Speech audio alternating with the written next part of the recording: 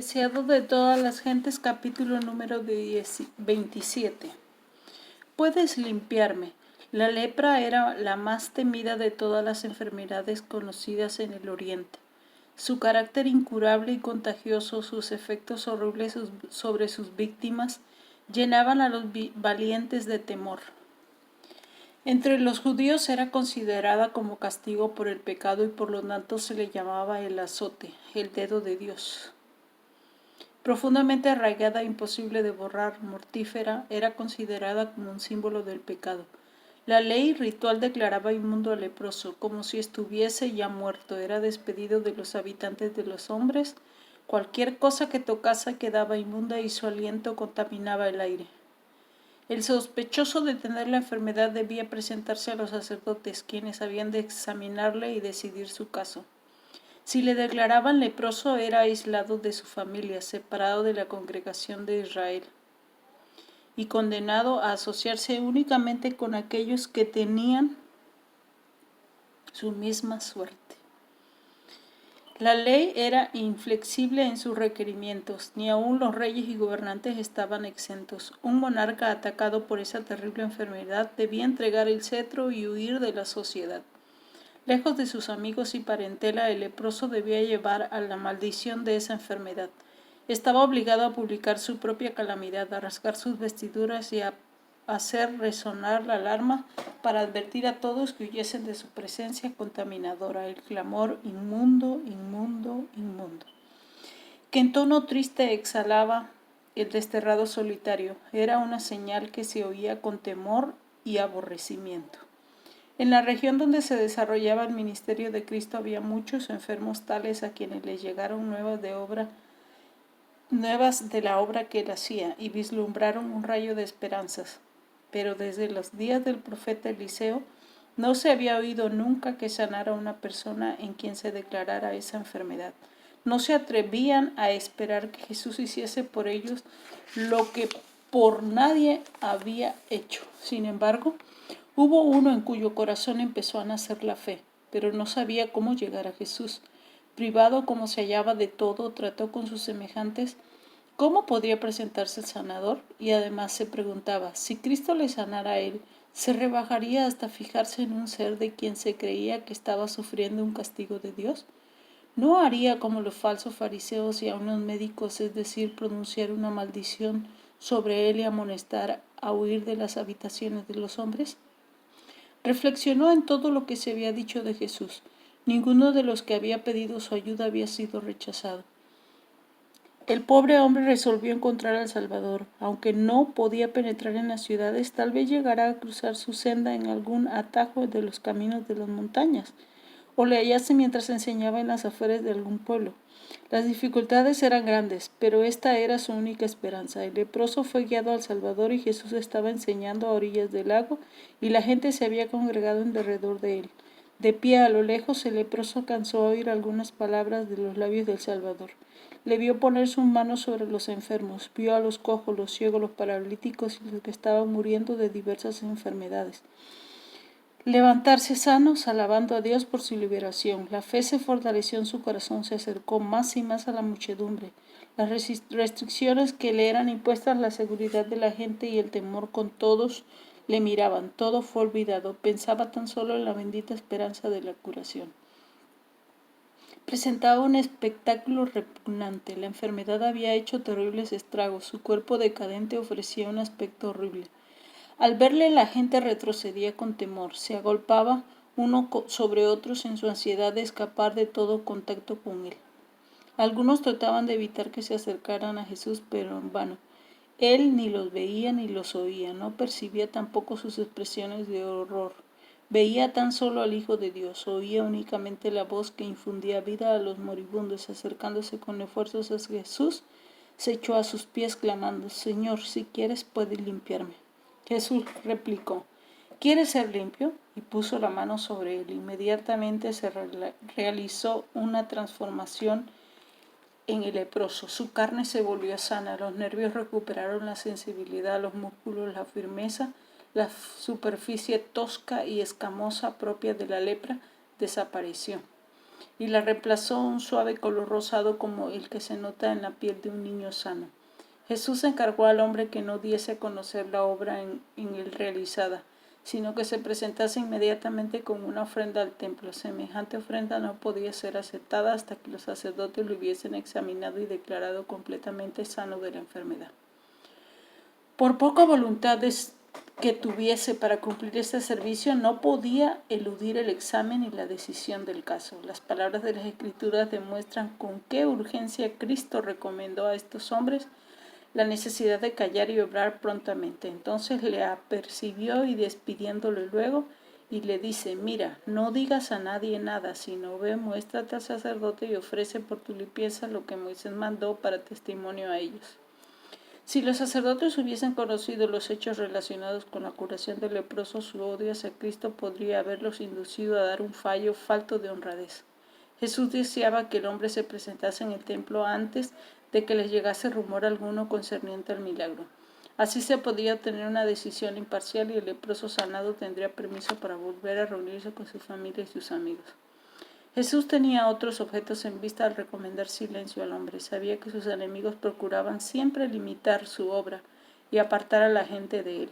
Sabía que si se divulgaba la curación del leproso, otros aquejados por esa terrible enfermedad se agolparían en derredor de él y se haría correr la voz de que su contacto iba a contaminar a la gente. Muchos de los leprosos no emplearían el don de la salud en forma que fuese una bendición para sí mismo y para otros, y al atraer a los leprosos en derredor suyo daría ocasión de que se le acusase de violar las restricciones de la ley ritual. Así quedaría estorbada la obra del predicador del Evangelio. El acontecimiento justificó la amonestación de Cristo. Una multitud había presenciado la curación del leproso y anhelaban conocer la decisión del sacerdote. Cuando el hombre volvió a sus deudos hubo mucha agitación. A pesar de la recomendación de Jesús, el hombre no hizo ningún esfuerzo para ocultar el hecho de su curación. Le habría sido imposible en verdad ocultarla, pero el leproso publicó la noticia en todas partes. Concibió que era solamente la modestia de Jesús la que le había impuesto esta restricción. Anduvo proclamando el poder del gran médico. No comprendía que cada manifestación tal hacía a los sacerdotes y ancianos más resueltos a destruir a Jesús. El hombre sanado consideraba muy precioso el don de la salud. Se regocijaba en el vigor de su virilidad, en el que había sido devuelto a sus familias y a la sociedad, y le parecía imposible dejar de dar gloria al médico que le había curado. Pero su divulgación del asunto estorbó la obra del Salvador, hizo que la gente acudiese a él en tan densa muchedumbre que por un tiempo se vio obligado a suspender sus labores. Cada acto del ministerio de Cristo tenía un propósito de largo alcance, abarcaba más de lo que el acto mismo revelaba. Así fue el caso del leproso. Mientras Jesús ministraba a todos los que venían a él, anhelaba bendecir a los que no venían. Mientras atraía a los publicanos, los paganos y los samaritanos, anhelaba alcanzar a los sacerdotes y maestros que estaban trabados por el prejuicio y la tradición. No dejó sin probar medio alguno por el cual pudiese ser alcanzado. Al enviar a los sacerdotes el leproso que había sanado, daba a los primeros un testimonio que estaba destinado a desarmar sus prejuicios. Los fariseos habían aseverado que la enseñanza de Cristo se oponía a la ley de Dios, había dado por medio de Moisés.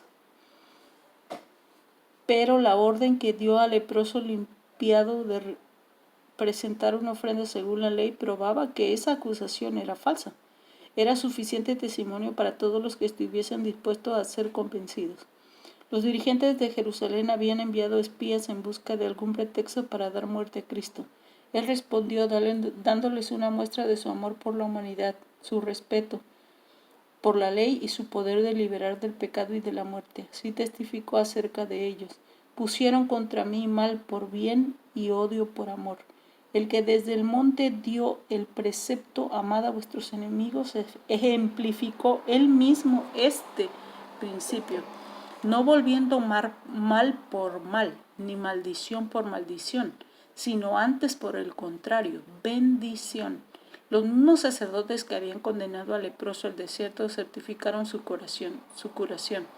Esta sentencia promulgada y registrada públicamente era un testimonio permanente en favor de Cristo, y como el hombre sanado quedaba reintegrado a la congregación de Israel bajo la garantía de los mismos sacerdotes de que no había en él rastro de enfermedad, Venía a ser un testigo vivo a favor de su benefactor. Con alegría presentó su ofrenda y ensalzó el nombre de Jesús. Los sacerdotes quedaron convencidos del poder divino del Salvador. Tuvieron oportunidad de conocer la verdad y sacar provecho de la luz. Si la rechazaban, se apartaría de ellos para no volver nunca. Muchos rechazaron la luz, pero no fue dado en vano. Fueron conmovidos muchos corazones que por un tiempo no dieron señal de serlo. Durante la vida del Salvador, su misión pareció recibir poca respuesta de amor de parte de los sacerdotes y maestros. Pero después de su ascensión, una gran multitud de los sacerdotes obedecía a la fe. La obra de Cristo al purificar al leproso de su terrible enfermedad es una ilustración de su obra de limpiar el alma de pecado. El hombre que se presentó a Jesús estaba lleno de lepra. El mortífero veneno impregnaba todo su cuerpo. Los discípulos trataban de impedir que su maestro le tocase, porque el que tocaba un leproso se volvía inmundo. Pero al poner su mano sobre el leproso, Jesús no recibió ninguna contaminación. Su toque impartía un poder vivificador. La lepra fue quitada. Así sucede con la lepra del pecado, que es arraigada, mortífera e imposible de ser eliminada por el poder humano. Toda cabeza está enferma y todo corazón doliente. Desde la planta del pie hasta la cabeza no hay en él cosa ilesa, sino herida, hinchazón y podrida llaga. Pero Jesús, al venir a morar en la humanidad, no se contamina. Su presencia tiene poder para sanar al pecador. Quien quiera caer a sus pies diciendo con fe, Señor, si quieres puedes limpiarme, oirá la respuesta, quiero, sé limpio. En algunos casos la curación Jesús no concedió inmediatamente la bendición pedida, pero en el caso del leproso, apenas hecha la súplica fue concedida. Cuando pedimos bendiciones terrenales, tal vez la respuesta a nuestra oración sea dilatada o Dios no nos dé algo diferente de lo que pedimos. Pero no sucede así cuando pedimos liberación del pecado. Él quiere limpiarnos del pecado, hacernos hijos suyos y habilitarnos para vivir una vida santa. Cristo se dio a sí mismo por nuestros pecados para librarnos de este presente siglo malo, conforme a la voluntad de Dios y Padre nuestro. Y esta es la confianza que tenemos en Él, que si demandaremos alguna cosa conforme a su voluntad, Él nos oye. Y si sabemos que Él nos oye en cualquier cosa que demandaremos, sabemos que tenemos las peticiones que le hubiéramos demandado. Si confesamos nuestros pecados, Él es fiel y justo para que nos perdone nuestros pecados y nos limpie de toda maldad. En la curación del paralítico de Capernaum, Cristo volvió a enseñar la misma verdad. Hizo ese milagro para que se manifestase su poder de perdonar los pecados, y la curación del paralítico ilustra también otras verdades preciosas. Es una lección llena de enseñanza y estímulo, porque está relacionada con los cavilosos fariseos. Contiene también una advertencia. Como el leproso, este paralítico había perdido toda esperanza de restablecer su enfermedad. Era resultado de una vida de pecado, y sus sufrimientos eran amargos por el remordimiento. Mucho antes había apelado a los fariseos y doctores de la esperanza de recibir alivio de sus sufrimientos mentales y físicos, pero ellos lo habían declarado fríamente incurable y abandonado a la ira de Dios. Los fariseos consideraban la aflicción como una evidencia del desagrado divino y se mantenían alejados de los enfermos y menesterosos. Sin embargo, cuán a menudo los mismos que se exaltaban como santos eran más culpables que aquellos dolientes a quienes condenaban. El paralítico se hallaba completamente desamparado y, no viendo perspectiva de ayuda en ninguna parte, se había sumido en la desesperación. Entonces oyó hablar de la obra maravillosa de Jesús. Le contaron que otros tan pecaminosos e imposibilitados como él habían quedado sanos. Aún leprosos habían sido limpiados, y los amigos que le referían estas cosas le animaban a creer que él también podía ser curado, si lo pudiera llevar a Jesús. Pero su esperanza decía cuando recordaba cómo había contraído su enfermedad. Temía que el médico puro no le tolerase en su presencia. Sin embargo, no era tanto la curación física como el alivio de su carga de pecado lo que deseaba. Si podía ver a Jesús y recibir la seguridad del perdón y de la paz con el cielo, estaría contento de vivir o de morir, según fuese la voluntad de Dios. El clamor del moribundo era: «Oh, si pudiese llegar a su presencia». No había tiempo que perder, sus carnes macilentas mostraban ya rastros de descomposición. Rogó a sus amigos que les llevasen en su camilla hasta Jesús y con gusto ellos intentaron hacerlo. Pero tan densa era la muchedumbre que se había congregado alrededor y en el interior de la casa en que Jesús estaba, que era imposible para el enfermo y sus amigos llegar hasta él, o siquiera llegar al alcance de su voz. Jesús estaba enseñando en la casa de Pedro, según sus costumbres. Los discípulos estaban sentados alrededor de él, y los fariseos y doctores de la ley estaban sentados, los cuales habían venido de las aldeas de Galilea y de Judá y de Jerusalén. Había venido como espía buscando un motivo para acusar a Jesús. Fuera del círculo de estos oficiales se hallaba la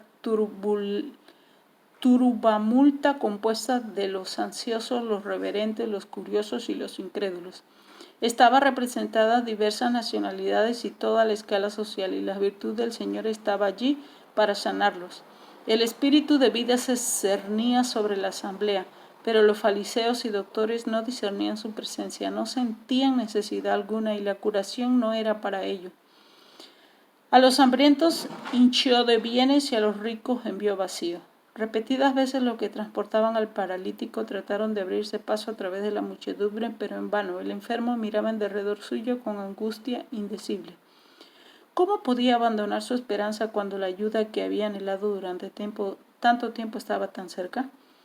Por su indicación, sus amigos le llevaron al techo de la casa y abrieron un boquete en dicho techo. Le bajaron a los pies de Jesús. El discurso quedó interrumpido. El Salvador miró el rostro entristecido y vio los ojos suplicantes que se clavaban en él. Comprendía el caso, había traído así este espíritu perplejo y combatido por la duda. Mientras el paralítico estaba todavía en su casa, el Salvador había convencido su conciencia. Cuando se arrepintió de su pecado y creyó en el poder de Jesús para sanarle, la misericordia vivificadora del Salvador había bendecido primero su corazón anhelante. Jesús había visto el primer destello de la fe convertirse en la creencia de que Él era el único auxiliador del pecador y le había visto fortalecerse con gran esfuerzo hecho para llegar a su presencia. Ahora, con palabras que cayeron como música en los oídos del enfermo, el Salvador dijo: «Confía, hijo, tus pecados te son perdonados». La carga de desesperación se desvaneció del alma del enfermo, la paz del perdón penetró en su espíritu y resplandeció en su rostro. Su dolor físico desapareció y todo su ser quedó transformado. El paralítico impotente estaba sano, el culpable pecador perdonado. Con fe sencilla aceptó las palabras de Jesús como la bendición de una nueva vida. No presentó otro pedido, sino que permaneció en bienaventurado silencio, demasiado feliz para hablar. La luz del cielo se reflejaba en su semblante y los concurrentes miraban la escena con reverencia. Los rabinos habían esperado ansiosamente para ver en qué forma iba a disponer Cristo de este caso. Recordaban cómo el hombre se había dirigido a ellos en busca de ayuda y le habían negado toda esperanza o simpatía. No satisfechos con esto, habían declarado que sufría la maldición de Dios por causa de sus pecados. Esas cosas acudieron nuevamente a sus mentes cuando vieron al enfermo delante de sí. Notaron el interés con que todos miraban la escena y los abrumó el temor de perder su influencia sobre el pueblo. Estos dignatarios no cambiaron palabras entre sí, sino que mirándose los rostros unos a otros leyeron el mismo pensamiento en cada uno, de que algo había que hacer para detener la marea de los sentimientos, y Jesús había declarado que los pecados del paralítico eran perdonados. Los fariseos se aferraron a estas palabras como una blasfemia y consideraron que podrían ser presentadas como un pecado digno de muerte. Dijeron en su corazón: «Blasfemia dice, ¿quién puede perdonar pecados sino solo Dios?». Fijando en ello una mirada bajo la cual se atemorizaron y retrocedieron, Jesús dijo: «¿Por qué pensáis mal en vuestros corazones? ¿Por qué es más fácil decir los pecados te son perdonados o decir levántate y anda? Pues para que sepáis que el Hijo del Hombre tiene potestad en la tierra de perdonar pecados, dice entonces el paralítico: levántate, toma tu lecho y vete a tu casa». Entonces el que había sido traído en una camilla a Jesús se puso de pie con la elasticidad y fuerza de la juventud. La sangre vivificadora corrió raudantes por sus venas. Todo órgano de su cuerpo se puso en repentina actividad. El rosado color de la salud sucedió a la palidez de la muerte cercana. Entonces él se levantó luego y tomando su lecho se salió delante de ellos, de manera que todos se asombraron y glorificaron a Dios, diciendo: nunca tal hemos visto. Oh admirable amor de Cristo, que se inclina a sanar al culpable y afligido. La divinidad se compadece de los males de los doliente humanidad y los calma. Oh maravilloso poder así manifiesto en favor de los hijos de los hombres. ¿Quién puede dudar del mensaje de salvación? ¿Quién puede despreciar la misericordia de un Redentor compasivo? Para restaurar la salud a ese cuerpo que se corrompía no se necesitaba menos que el poder creador.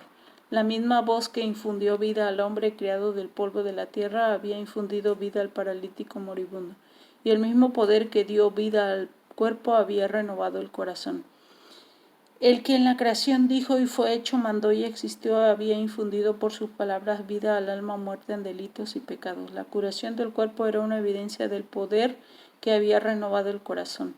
Cristo ordenó al paralítico que se levantase y anduviese, para que sepáis, dijo, que el Hijo del Hombre tiene potestad en la tierra de perdonar pecados. El paralítico halló en Cristo curación tanto para el alma como para el cuerpo. La curación espiritual fue seguida por la restauración física. Esta lección no debe ser pasada por alto.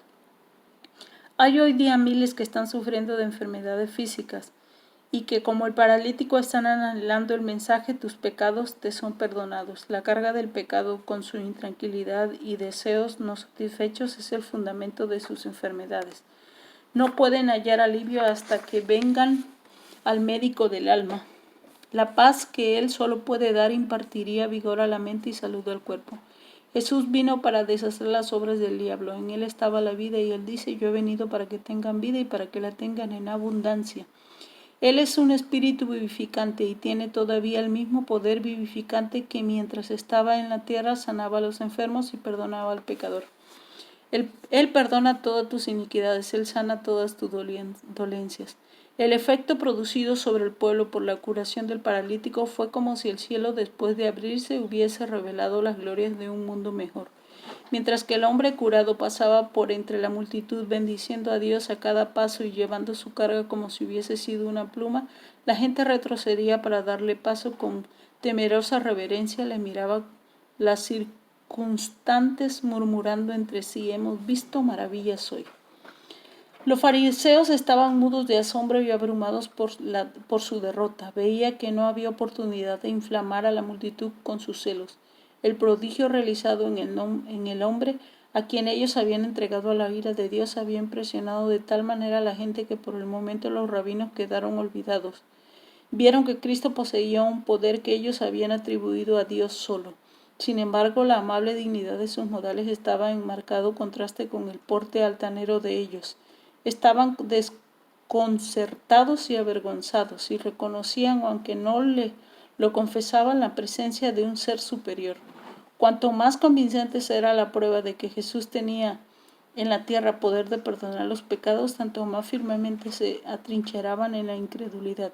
Salieron de la casa de Pedro, donde habían visto al paralítico curado por la palabra de Jesús, para inventar nuevas maquinaciones con el fin de hacer callar al Hijo de Dios. La enfermedad física, por maligna que fuese y arraigada que estuviese, era curada por el poder de Cristo, pero la enfermedad del alma se apoderaba más firmemente de aquellos que cerraban sus ojos para no ver la luz. La lepra y la parálisis no eran tan terribles como el fanatismo y la incredulidad. En la casa del paralítico sanado hubo gran regocijo cuando él volvió a su familia, trayendo con facilidad la cama sobre la cual se había llevado de su presencia poco tiempo antes. Le rodearon con lágrimas de alegría, casi sin atreverse a creer lo que veían sus ojos. Estaban delante de ellos en el pleno vigor de la virilidad.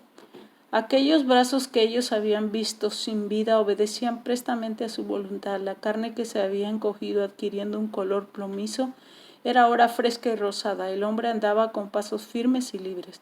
En cada rasgo de su rostro estaban escrito el gozo y la esperanza, y una expresión de pureza y paz, y había reemplazado los rastros del pecado y del sufrimiento. De aquel hogar subieron alegres palabras de agradecimiento, y Dios quedó glorificado por medio de su Hijo, que había devuelto la esperanza al desesperado y fuerza al abatido. Este hombre y su familia estaban listos para poner sus vidas por Jesús. Ninguna duda enturbiaba obviaba su fe, ninguna incredulidad manchaba su lealtad hacia aquel que había impartido luz a su obscurecido hogar.